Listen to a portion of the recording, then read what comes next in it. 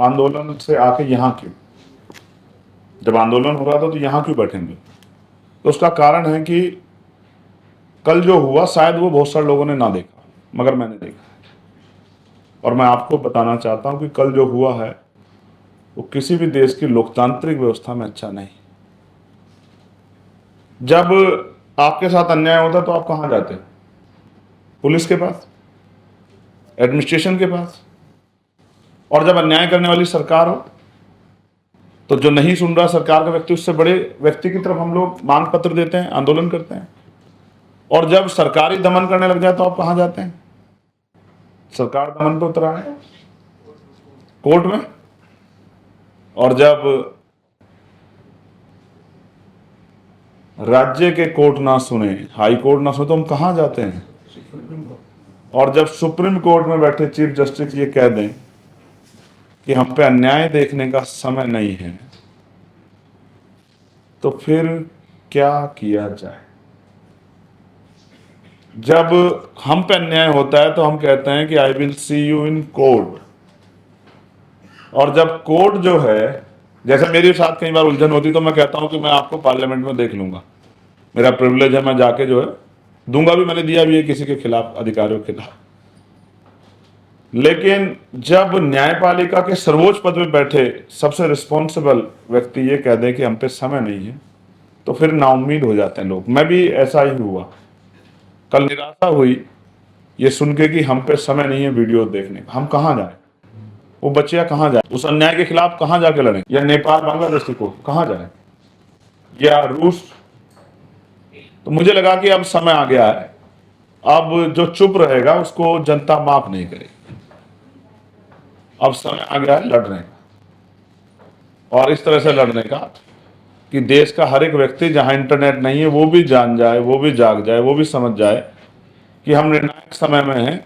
आज जो चुप रहेगा वो भी मरेगा, और जो बोलेगा वो तो किस हालत में आप देख ही रहे। तो प्यारे साथियों, हम भारतीय हैं, हम निराशा में भी आशा ढूंढते हैं, हम निराश नहीं होते। जब हम पे कोई बहुत मुसीबत आती तो हम क्या कहते हैं कि अच्छा हुआ इतनी इसमें टल गई, क्या पता इससे भी बड़ा हो जाता। अक्सर दुर्घटना हो जाती है, पैर टूट गया, हाथ तो सर फूट, क्या कहते हैं कि अच्छा हुआ इसी पे चली गई भाई, क्या पता जान ही चली जाती। और अपने अपने ईश्वर का शुक्रिया अदा करते हैं, धन्यवाद करते हैं। तो हम आशावादी लोग हैं। अब हमने तय किया कि आंदोलन घर घर जाना चाहिए। हम उन बच्चों से ही सारी उम्मीद ना लगाएं, कुछ हमारी जिम्मेदारी भी है, हम अपनी जिम्मेदारी उठाने के लिए तैयार रहें। और आप जानते हैं, मैं जब बैठा था रात में तो जो लोग नहीं थे 20 में, अगले दिन वो भी सड़कों पे थे। इस बात को गंभीरता से आप समझ सकते हैं कि वो 20 में सड़कों पे क्यों नहीं थे, या 19 में क्यों नहीं थे, और वो 21 में क्यों थे। आप इस बात को अच्छी तरह समझ सकते हैं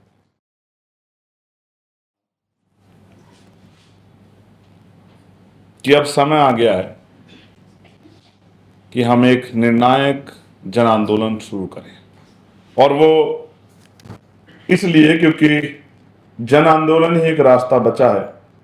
सरकार जब नहीं सुनती तो उस संविधान के दायरे में एक जन आंदोलन होना चाहिए, और वो हिंसक ना हो। क्योंकि हम जो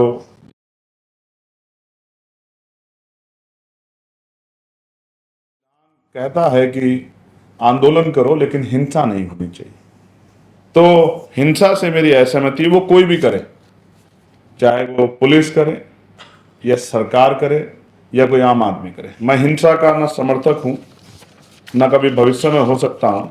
क्योंकि मैं तो जानता हूं, मैं बार बार कहता हूं, अगर हम हिंसा के रास्ते पे जाएंगे तो हमें गोली मारना आसान हो जाएगा। ये कह के इस देश में जितने प्रोटेस्ट हुए हैं, आप किसान आंदोलन देखो तो उन पे किस तरह के सवाल खड़े किए गए, लाठियां भी बजी, आपने खूब देखा, कीलें भी लगाई गई, बड़ी बड़ी कीलें, रास्ते बंद किए गए।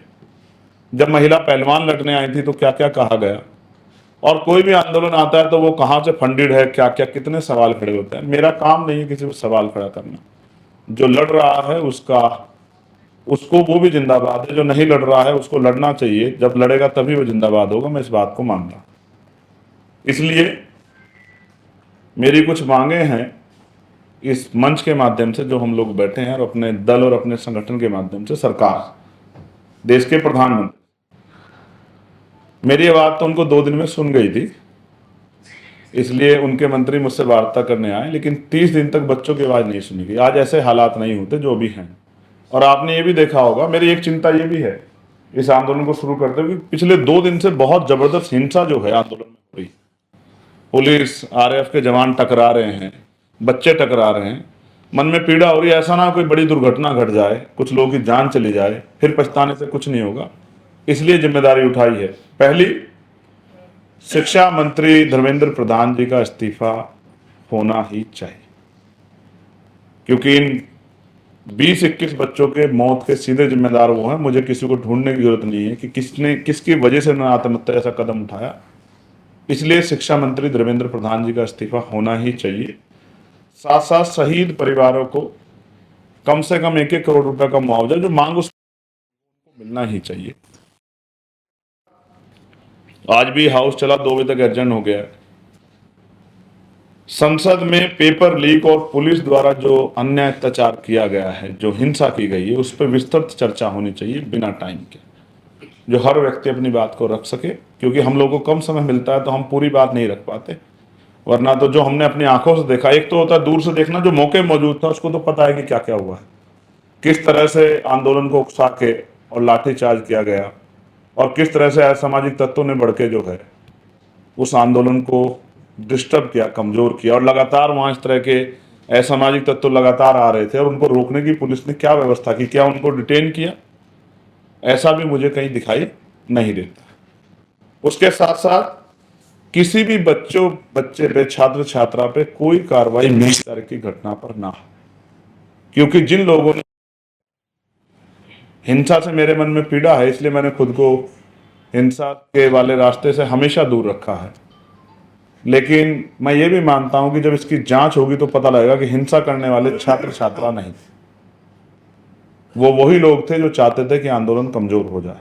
और अगर किसी भी आंदोलन में कोई उस तरह की गाइडलाइन नहीं है तो कोई भी हिंसा करने वाला व्यक्ति आ सकता है, 1-2 दिन आपकी भाषा बोल सकता है, 2 दिन बाद उनकी भाषा बोल सकता है और आंदोलन को कमजोर कर सकता है। आंदोलन महत्वपूर्ण है, कोई मंच महत्वपूर्ण नहीं है।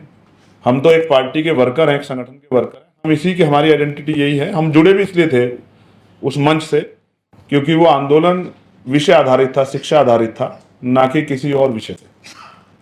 उसके बाद शिक्षा माफियाओं पे कार्रवाई, साथ साथ पुलिस द्वारा छात्राओं के साथ की गई अशोभनीय व अमर्यादित घटनाओं की निष्पक्ष जांच और दोषियों के विरुद्ध कार्रवाई।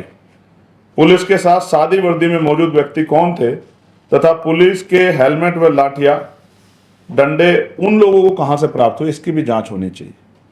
आपने भी देखा कई वीडियोज हैं, वो पुलिस दाढ़ी रखे हुए लोग, उस तरह कलावा बांधे हुए लोग, उस तरह से मतलब जो आइडेंटिफिकेट हो रहा है, जो पुलिस का काम नहीं, ये रूलिंग में नहीं आता है। एक अलग आइडेंटिटी के लोग उस तरह के, वो कौन थे, उनके पास सरकारी डंडे कहां से आए, सरकारी जो है वर्दियां कहां से आई, इसकी जांच होनी चाहिए। वीडियो अवेलेबल है। वैधता अवधि समाप्त हो चुके आंसू गैस के हानिकारक गोलों का प्रयोग अपने ही देश के युवा बच्चों पर क्यों किया गया। साथ साथ प्रदर्शन स्थल पर स्थगित वाहन तथा पत्थरों से भरा ट्रक कहां से आया, इसकी निष्पक्ष जांच कराई जाए।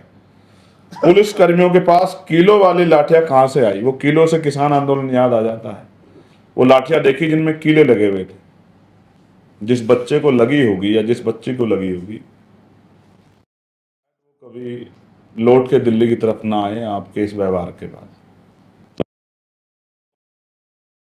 किसने दिया, इसकी भी जांच होनी चाहिए। साथ साथ केंद्रीय सशस्त्र बलों के जवानों की वर्दी पर नाम पट्टी का क्यों नहीं थी, इसकी भी जांच हो रही है, उत्तरदायित्व। और भविष्य में कभी भी कोई प्रोटेस्ट हो तो सरकार सुनिश्चित करे कि जो जवान ड्यूटी लगे वो वर्दी में ही हो, जो है संतोष है, विश्वास ना पैदा हो, उसकी नेम पट्टी का हो, जिससे पता लग जाए कि कौन अच्छा काम कर रहा है और किसने जो है अपने ऊपर कोई काबू नहीं रख पाया, उसने बच्चे बच्चियों का हरेसमेंट किया, ये भी सामने आना चाहिए। साथ साथ NEET, UG 2026, AIEEE, JEEE main सभी प्रतियोगी परीक्षाओं में पाई जाने वाली अनियमितताओं को समाप्त करने हेतु प्रभावी व्यवस्था की जाए। सभी सरकारी भर्ती प्रवेश परीक्षा में अभ्यर्थियों से कोई परीक्षा शुल्क ना लिया जाए, क्योंकि वो तो बेरोजगार हैं। अभी तो आप ही से उम्मीद करते हैं कि आप उनको कोई भत्ता दोगे, लेकिन आप उनसे हर बार पेपर में शुल्क लेते हो। वो टैक्स भी देते हैं, आपको शुल्क भी देते हैं, तो परीक्षा शुल्क बंद हो, महिला अभ्यर्थियों को परीक्षा केंद्र उनके गृह जनपद में रखा जाए, कोई परीक्षा क्यों ना हो, राज्य कराए या केंद्र कराए, तथा पुरुष अभ्यर्थियों की परीक्षा केंद्र उनके गृह जनपद अथवा सीमावर्ती जनपदों को निर्धारित किया जाए, जिससे बेरोजगार युवा पेपर के नाम पे उसका शोषण ना हो कि वो जाए 500 किलोमीटर 400 किलोमीटर दूर। साथ साथ पेपर लीक व भर्ती संबंधित अनियमितताओं के मामले में सख्त, निष्पक्ष एवं समयबद्ध कार्रवाई सुनिश्चित कर उम्र कैद की सजा दी जाए। सभी विभागों के रिक्त पदों को निर्धारित समय सीमा के भीतर भर्ती प्रक्रिया पूर्ण की जाए। राष्ट्रीय व राज्य स्तर पर वार्षिक भर्ती कैलेंडर जारी किया जाए कि कब पेपर होगा, बच्चों को आइडिया हो, पहले से डेट निर्धारित हो, कब उसका फॉर्म भरा जाएगा, कब उसका टेस्ट होगा, कब उसका रिजल्ट आएगा। ये रोस्टर हमारे यहाँ है ही नहीं। राष्ट्रीय और राज्य स्तर पर रोस्टर बने, जिससे कि बच्चे अपनी तैयारी पूरी तरह कर पाए। कई बच्चे काम भी करते हैं, लेकिन जब परीक्षा आती है तो छोड़ देते हैं। अब ये पेपर लीक होता है तो उनके मन पे क्या बीतती है, फिर दोबारा से काम, घर भी चलाना है, आर्थिक स्थिति बहुत अच्छी नहीं। जीडीपी जो कहती है वो अमीरों की बात है, लेकिन आम आदमी की जिंदगी अच्छी नहीं, वरना 80 करोड़ लोग सस्ता राशन नहीं ले रहे होते देश के अंदर। साथ साथ भर्ती प्रक्रियाओं में पूर्ण पारदर्शिता, निष्पक्षता एवं जवाबदेही सुनिश्चित की जाए। प्रतियोगी परीक्षाओं में लागू नॉर्मलाइजेशन को प्रणाली को समाप्त किया जाए। जिन परीक्षाओं में स्कोर बोर्ड जारी किए बिना परिणाम घोषित किए गए, उनके परिणाम के साथ प्रत्येक अभ्यर्थी का स्कोर बोर्ड अनिवार्य रूप से किया जाए। इंपॉर्टेंट ये है कि पैलेट गन जो थी, अगर वो नगलग किसी की आंख जा सकती थी। ये क्रिमिनल नहीं थे, ये जंतर मंतर था, जलियांवाला बाग नहीं था। आप भारतीय सरकार थे, आप जनरल डायर ओडवायर नहीं थे कि आपने ऐसा आदेश दिया कि पैलेट गन जो है चलानी पड़ी, और वो लगी भी है बच्चों को। इतने निर्दयी होना किसी भी सरकार के लिए खतरनाक है और देश के लिए भी खतरनाक है। पुलिस स्टेट नहीं, जो मैंने बता दिया आपको, भविष्य में किसी प्रोटेस्ट में जो जवान हो। साथ साथ न्यायपालिका से मेरा आग्रह है, माननीय न्यायपालिका और सरकार, कीड़े मकोड़ा समझना बंद करें। ये युवा हैं, देश की रीढ़ है, इनको अगर आप कीड़े मकोड़े समझोगे, इनके मन में अविश्वास, निराशा पैदा होगी। ये देश किसी भी देश के लिए अच्छा नहीं। और मैं समझता हूं कि देश के लिए कुछ करने का मौका बहुत कम मिलता है, और मैं और मेरे साथी जो हैं, हम युवाओं के लिए, जो 50% ज़्यादा आबादी, कुछ करने के लिए इस बार संघर्ष करेंगे, जो फैसला हम आज ले रहे हैं। क्योंकि अगर आज नहीं लड़े तो मैंने पहले भी कहा कि उन अपने आने वाली पीढ़ियों से और वर्तमान के अपने छोटे भाइयों बहनों से कैसे आंख मिला पाएंगे। इसलिए आंदोलन को मजबूत करेंगे। बस मेरी युवाओं से अपील है, जो कहीं भी प्रोटेस्ट कर रहे हैं, कि वो हिंसा से दूर रहें, किसी के उकसाव में ना आए, शांतिपूर्ण आंदोलन करें। और आज ही हम कोशिश करेंगे, जो मेरे साथी हैं पार्लियामेंट में, उनसे वार्ता करके हम देश के गृह मंत्री से मिलेंगे। क्या उनको इस इतनी बड़ी घटना की जानकारी नहीं है? अगर वो हमें नहीं सुनेंगे तो हम वहीं उनके दफ्तर के बाहर अपना विरोध भी दर्ज कराएंगे। जब बाबा साहब के स्टैचू पे धरना हो सकता है, तो उनके दफ्तर के बाहर भी हम धरना कर सकते हैं। ये हमारा अधिकार है, क्योंकि देश के युवाओं को सवाल है, और यहाँ पुलिस गृह मंत्री जी के पास है, उनको जवाब देना पड़ेगा। उनकी चुप्पी अविश्वास पैदा कर रही है। जब बेटियां दिल्ली में सुरक्षित नहीं तो कहां सुरक्षित होंगी। और हम लोगों ने तय किया कि आजाद समाज पार्टी काशीराम और भीम आर्मी 25 तारीख को सभी जिला मुख्यालयों पर आंदोलन करेगी। मैं आपके माध्यम से अपने साथियों से कहना चाहता हूं कि आंदोलन इतना मजबूत होना चाहिए, शांतिपूर्ण, संवैधानिक मर्यादाओं में, कि सरकार को पता लगे कि अब इस आंदोलन को लाठी डंडों से दबाया नहीं जा सकता, वार्ता करनी पड़ेगी और बच्चों की मांग माननी पड़ेगी। अगर जिला मुख्यालय आंदोलन से काम नहीं चला तो फिर क्या? तो फिर राज्य स्तरीय आंदोलन होंगे, प्रदेश स्तरीय मुख्यालयों पर मार्च होंगे, घिराव होंगे, धरना प्रदर्शन होंगे। उससे भी काम नहीं चला तो जेल भरो आंदोलन भी चलाएंगे, रजिस्ट्रेशन कराएंगे। अगर लाखों लोग गिरफ्तारी देनी पड़ी तो लाखों लोग गिरफ्तार देंगे, लेकिन युवाओं को बर्बाद होने नहीं देंगे। वो हमारा भविष्य।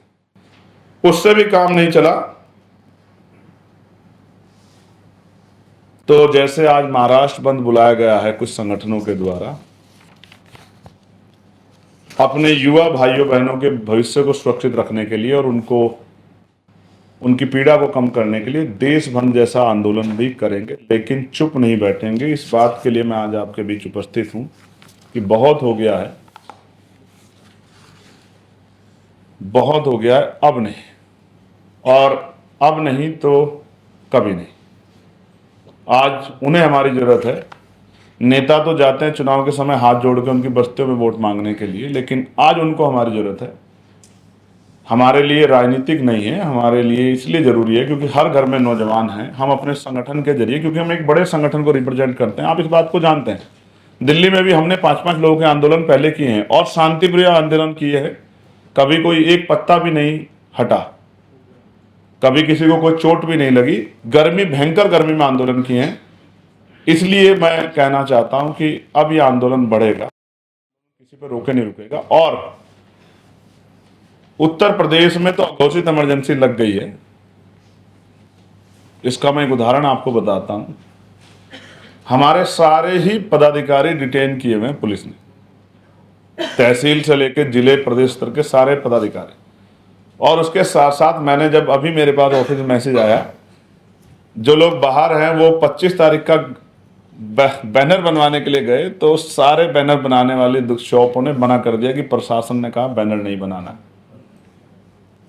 आप कहोगे तो मैं अपने फोन से अभी आपको मैसेज दिखा दूंगा, आप जानते हैं मैं झूठ नहीं बोलता। उन्होंने मना कर दिया कि बैनर नहीं बनाना है क्योंकि हुकूमत चाहती है कि उनका विरोध ना हो। लेकिन सच ये है कि हुकूमत को नहीं पता कि नौजवानों ने बगावत कर दी है। आप मान जाओ या ये नौजवान आपको मना देंगे, मेरी बात को आप याद है। और जिसको नहीं पता वो जान ले, 11:30 बजे से 7:30 बजे तक मैं प्रोटेस्ट के बीच में था।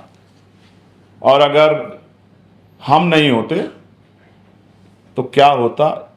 हम प्रथम रंते भारतीय हैं, हमारे लिए देश पहले है, हम डेमोक्रेसी को मानते हैं, इसलिए हमने अपनी जिम्मेदारी अदा की। वरना उस भीड़ में कोई अपनी जान का रिस्क लेने को तैयार नहीं था। जहां पुलिस लाठी लेके, पैलेट गन लेके, टीयर गैस, मैंने भी टीयर गैस का दर्द झेला है।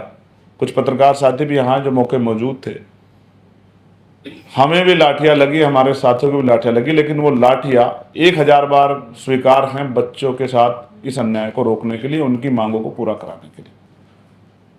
जो रोड है वो पार्लियामेंट स्ट्रीट रोड वही है ना, मेन जो है, उसका वीडियो आप देखना। कम से कम 1 लाख युवा थे वहां जो हम पे विश्वास करके बैठे थे, जिनसे हमने अपील की थी कि आप उठना मत, क्योंकि मुझे ये भी पता था वो उठ के आगे जाएंगे। और आगे भी पूरा पैक है, बैरिकेडिंग हुआ, और उसके अगली तरफ गोलियां उनकी, आप आगे मत जाना, यहीं बैठ जाओ, सरकार आपको सुनेंगी अगर आप इसको शांतिपूर्वक रखोगे। मैं पुनः इस बात को दोहरा दूं कि हम इस आंदोलन में इसलिए हमने सहयोग किया इस मुद्दे का, क्योंकि हमारे मैनिफेस्टो में पहले से है। मैं तो चाहता हूं कि आरटीई में जो है, जो प्रावधान किए गए, उससे आगे बढ़ के कॉन्स्टिट्यूशन का आर्टिकल 21 जो है उसको मजबूत करते, कक्षा 1 से और पीएचडी तक की पढ़ाई मुफ्त हो, जिससे अमीर के बच्चे तो पढ़े, गरीब के बच्चे भी पढ़े। और यूपी में तो हमने कहा कक्षा 1 से 12 तक पढ़ाई मुफ्त करेंगे, वो भी क्वालिटी एजुकेशन। एक आईसीएसई सीबीएसई बोर्ड में और एक प्राइमरी स्कूल में जहां टीचर्स भी नहीं है सारे विषयों के, कैसे मुकाबला होगा, इस बात को भी हमें समझना। अब मुझे नहीं लगता कि मैं और कुछ कहूं। कोई आपका सवाल हो तो आप पूछ सकते हैं, फिर मैं यहाँ